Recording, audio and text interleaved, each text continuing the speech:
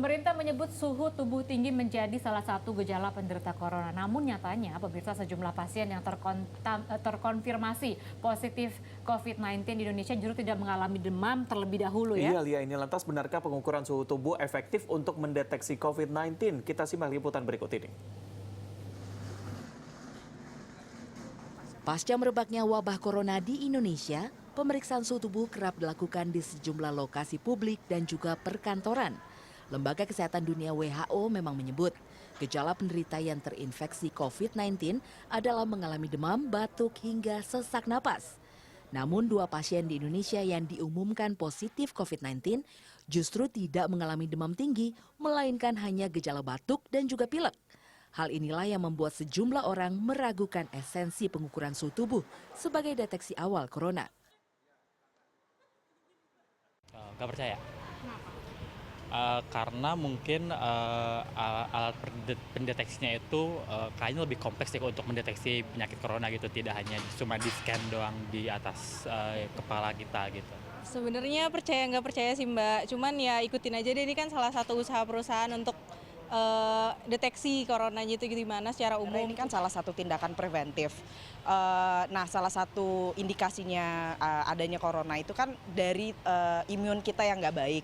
Nah, makanya ini salah satunya perusahaan untuk bikin pengecekan suhu ini gitu. Jadi nggak ada salahnya juga untuk kita mengikuti prosedur ini.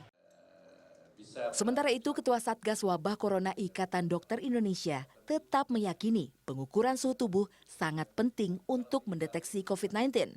Terkait dengan 2 pasien positif corona yang tidak mengalami demam terlebih dahulu, hanyalah sebagian kecil dari kasus yang ada. Apakah efektif pemeriksaan suhu untuk uji saring? Efektif karena kriteria yang berlaku sampai sekarang sebagian besar kasus adalah panas, kemudian batuk dan sesak.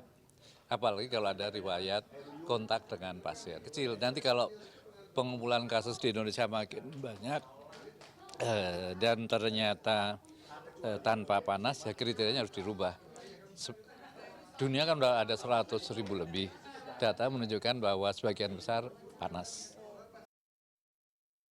Perlu diketahui, demam atau peningkatan suhu tubuh lebih dari 38 derajat Celcius merupakan reaksi yang timbul saat sistem imunitas mencoba melawan keberadaan virus, bakteri, jamur, ataupun parasit yang masuk ke dalam tubuh. Sehingga demam bukanlah penyakit, melainkan sebuah tanda peringatan. Karenanya jika mengalami demam, seseorang wajib waspada. Segeralah periksa ke dokter, serta perbanyak asupan vitamin untuk meningkatkan imunitas tubuh melawan penyakit. Tim Liputan Transmedia.